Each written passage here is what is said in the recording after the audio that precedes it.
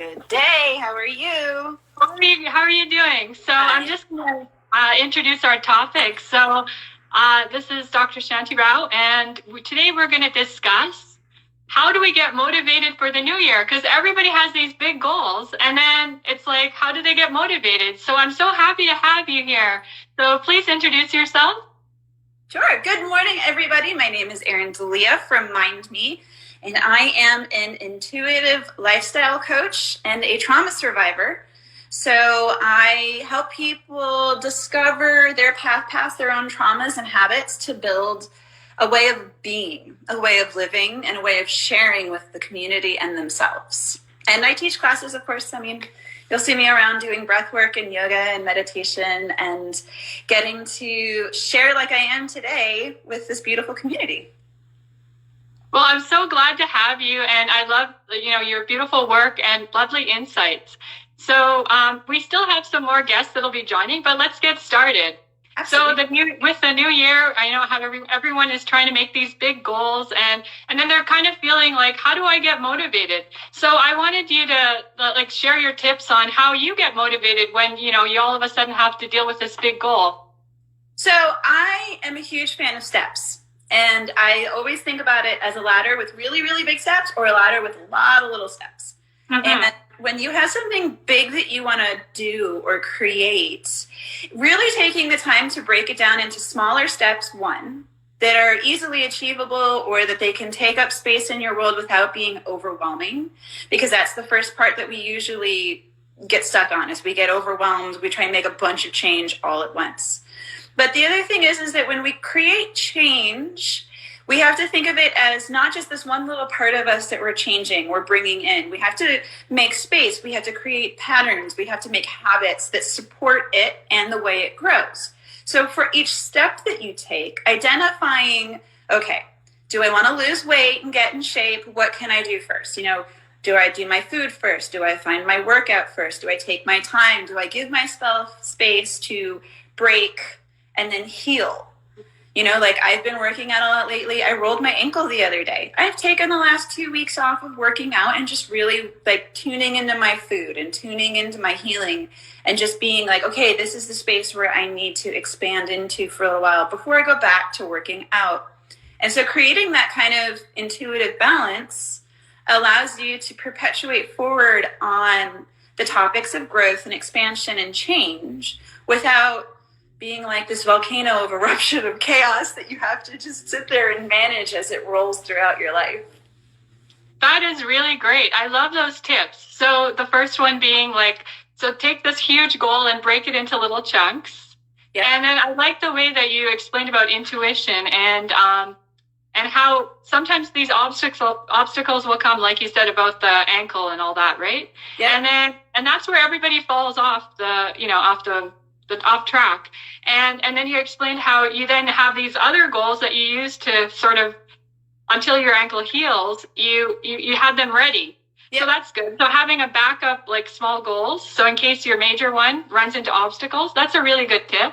Yeah, and sometimes it's a redirect because you need to focus more on your food. So for me, I realized, my calories and the intake, and I just, wasn't preparing enough proper food. So it was like a 2-week adventure in getting back into the rhythm of cooking and being more attentive to my self-care and providing more space for myself to grow. And so for me, that was really powerful. And now, Monday is going to be my day. I'm going to go back to working out again and having a better balance in my life.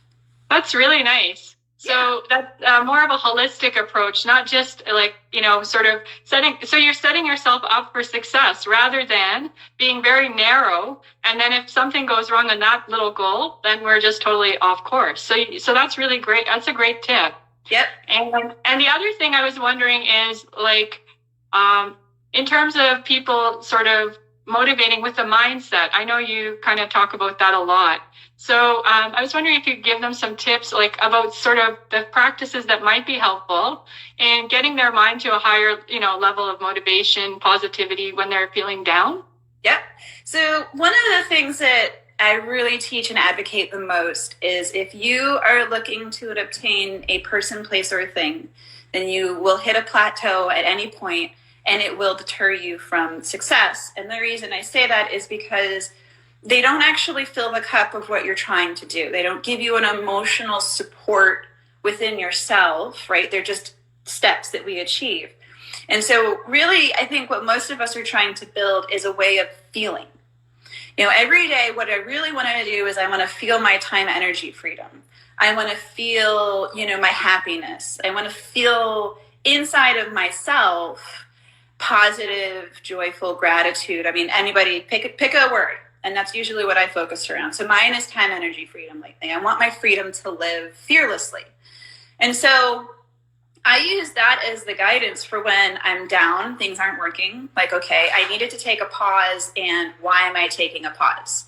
And I go back to that feeling and I say, okay, well, where is that feeling really taking me? Where am I seeing that feeling in my environment? And then I'm going to walk towards that and walk away from the expectations that we set up for ourselves, which are kind of our pitfalls, but it's a good pitfall because you're learning. You're learning to stop yourself and ask yourself these questions inside.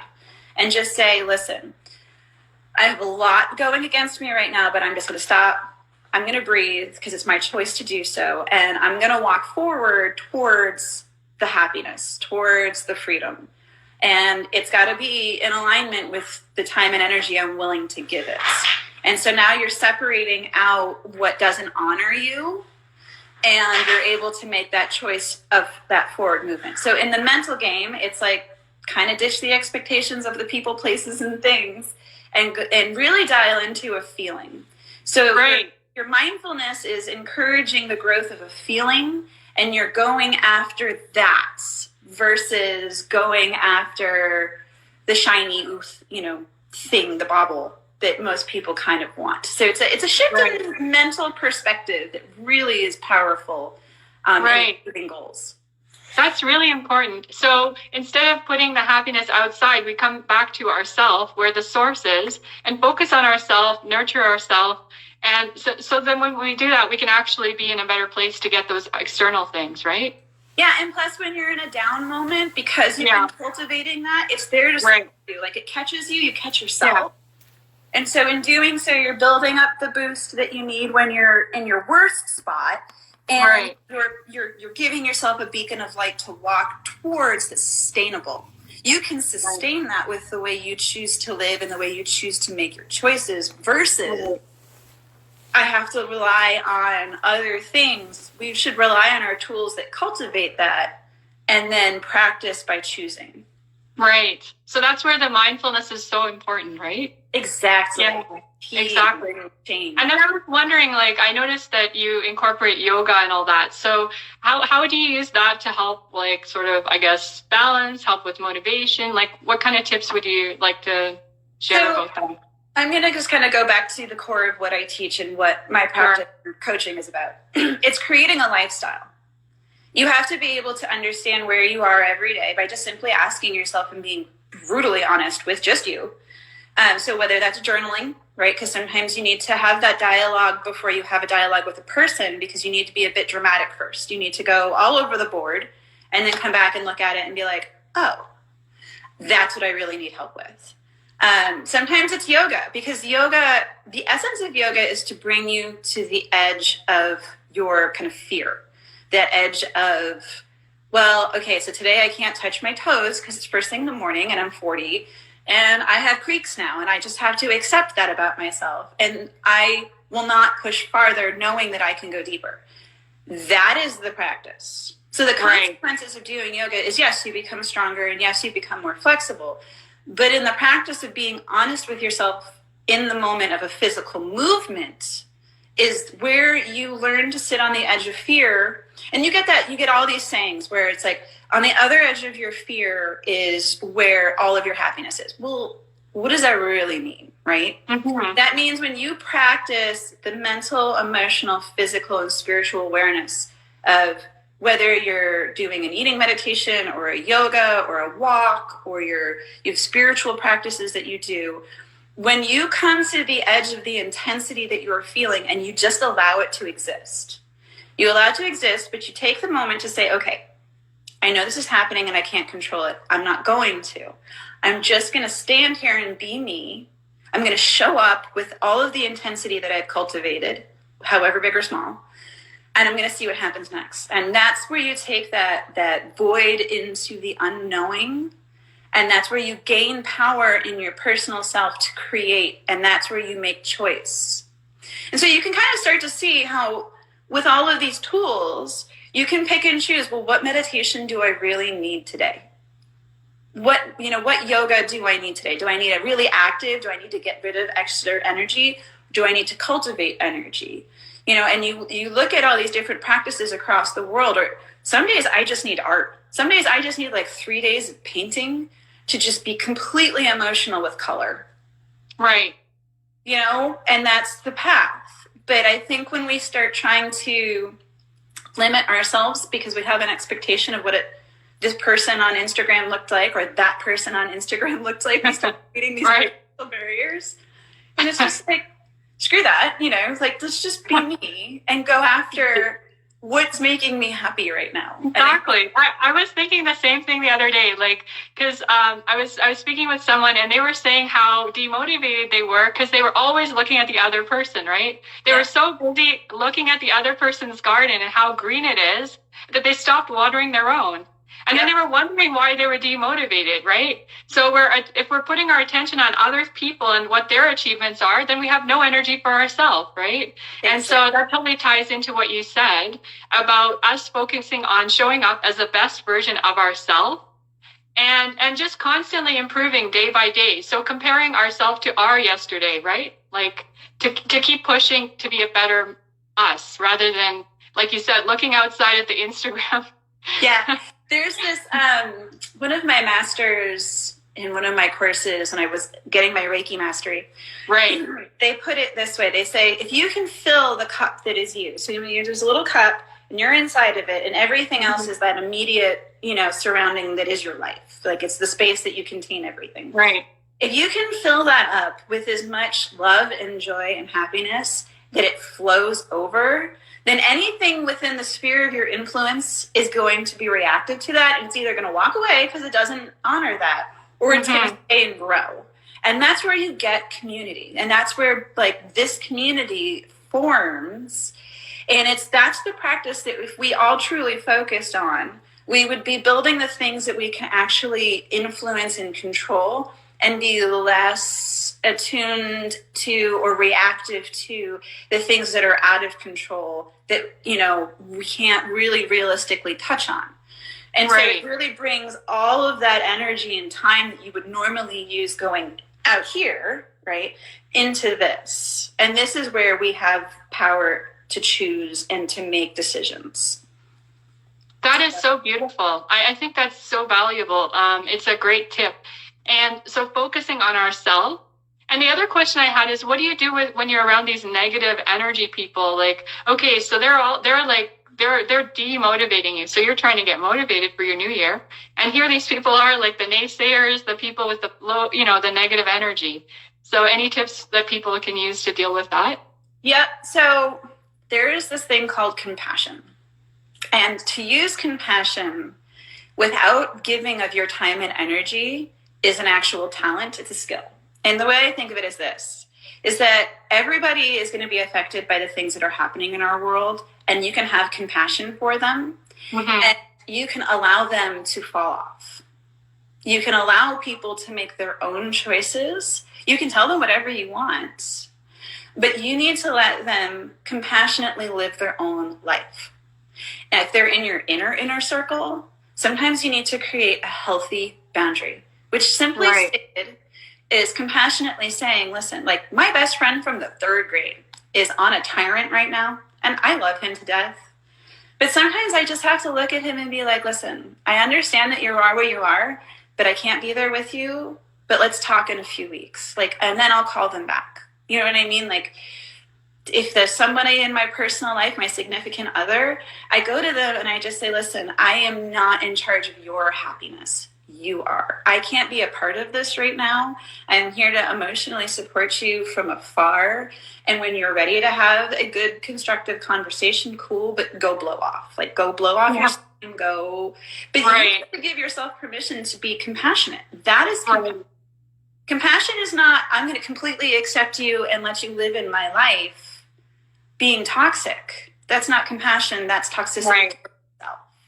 Right. So, and then by giving them space, it allows them to make their own discoveries, right? And so they have a different learning curve than you, and allowing them to go through that on their own is also compassionate, right? And not spoon feeding, and it may not be, our solutions may not be appropriate. So yeah, as you said, allowing them to grow on their own. Yeah. And understanding we're not responsible for their situation. Like sometimes people will take on the responsibility for others' feelings, and that can be very unhealthy, and it can spoil our motivation as well. Yeah.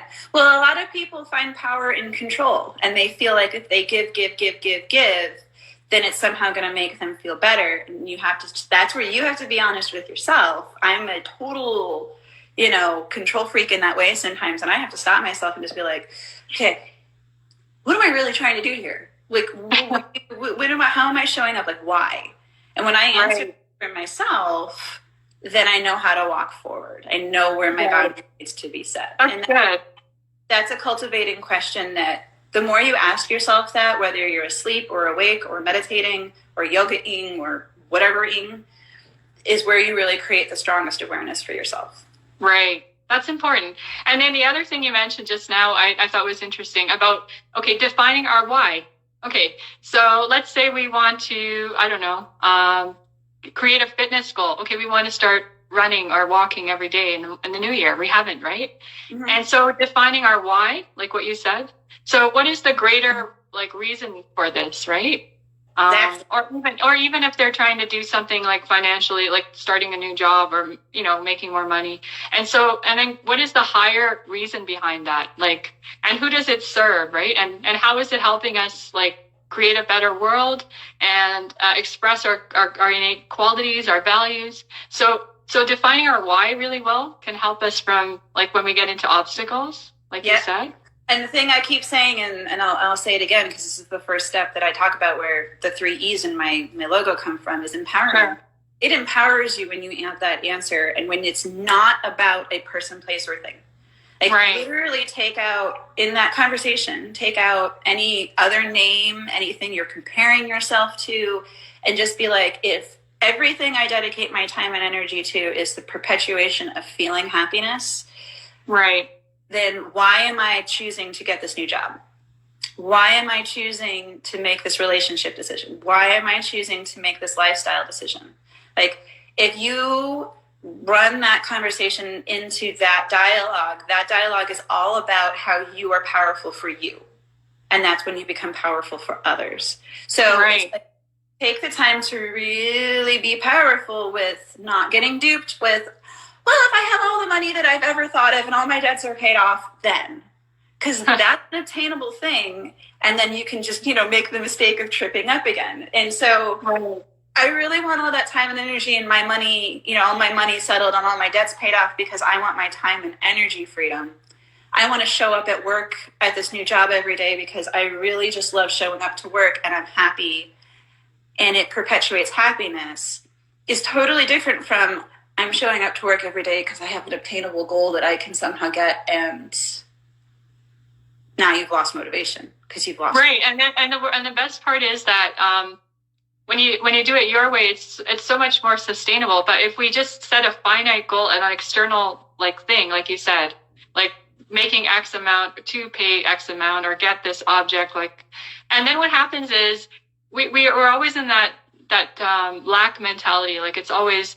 Okay, and when we get there, we will get there, but then we lose, like you said, we lose our motivation, right? Because it's something external. Whereas when we have sort of this mindfulness and we're attuned to our inner values and that the inner compass, then it's always sustainable. You can keep going forward, keep achieving, so it actually opens up new vistas for us, right?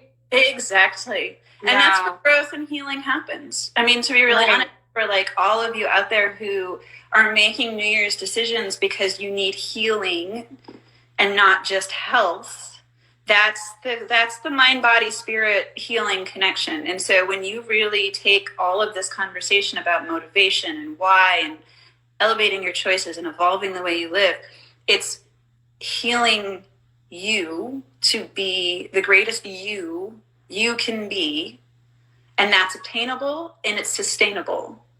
Right. That's so beautiful. The way you explained it is so beautiful. So self-transformation, so then we can transform the world. That's how power actually works. A lot of people like to dupe you and say that, you can be comfortable and have power at the same time. And to be really honest, you can't. Right. You can be comfortable, and it's very, I want to say, what do they call it? Egotistical, like your ego. Yeah. You can stroke your ego as much as you want, and you can say you have all these things, and you can show up, and you can be comparative to. But that is the big lie. That's the thing that people buy into because, we just haven't really been teaching this path as widely as we should. And that's just a personal opinion. But, growing community, it means growing you. Right. And where you fit in and where you don't fit in, and just being like, and I'm going to show up anyway. Yeah. And like you said, it's all about growth and getting out of that comfort zone and you just got to keep pushing yourself to the new limit, like to the new extreme. Yeah. And that's part of, and as you said, it's going to be uncomfortable. We're going to have these imperfect moments. We're going to have these momentary failures, and then just pushing on, knowing that's part of the process. Yeah.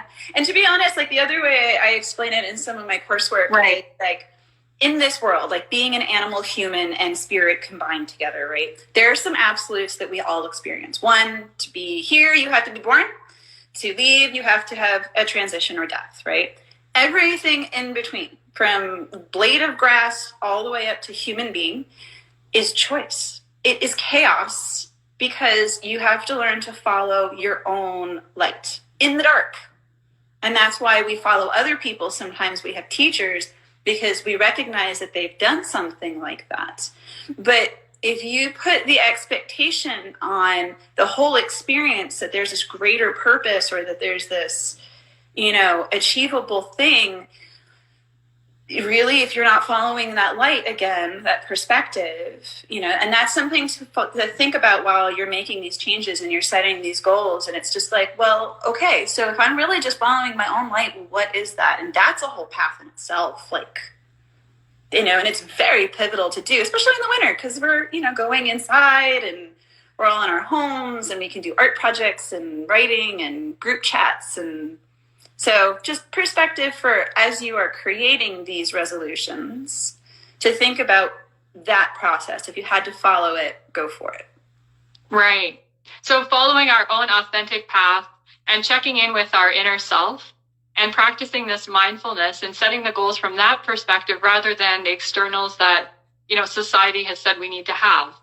And so, which is going to set us up for, distress and failure. Whereas when you follow your inner light, it always opens up new avenues. Yeah. And chaos is there to show you the way. The storms, exactly, and all of that nonsense, which it is, right, you can turn it off at some point and just be like, I don't have to pay attention to that. That's my light. I'm walking there. Bye.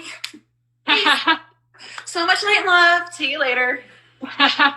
That's so beautiful. I really appreciate all your tips are so helpful for everyone. I guess it all comes down to just put it back into a nutshell. It all comes down to checking in with ourselves, learning those mindfulness skills, as you said, learning how to tune into our inner self and what our inner self really wants to do, and learning to tune out all the negativity and the noise outside. And so this is all a practice that we all need to cultivate. But as you said, it needs, you need to keep working on yourself. And if you need mentors, like as she said, there are people out there that you can learn from because they've already, followed that path. And it will definitely lead us to a more fulfilling life rather than just running after superficial things, which, it never leads to any lasting happiness. Exactly. So I really, the lesson, right? Sorry? That's the lesson. That's the lesson. That's what that's what learning about real love is. And if you don't have an allergic reaction to the word love, just that's that light, that whatever you think that is for yourself. That's right. Exactly. So it's really beautiful. I really appreciate you taking the time out to come and share your wonderful tips with us. I mean, it was really helpful, and I hope a lot of people were listening carefully because There were a lot of wonderful tips, and I wish you all a great new year, and thank you so much. You as well have so many life lessons, and I can't wait to see what happens next. Yeah, so have a wonderful, if I don't see you in the new year, have a happy holidays and have a great holiday, okay? You too. Have a good one. Okay. Thank you. All the best.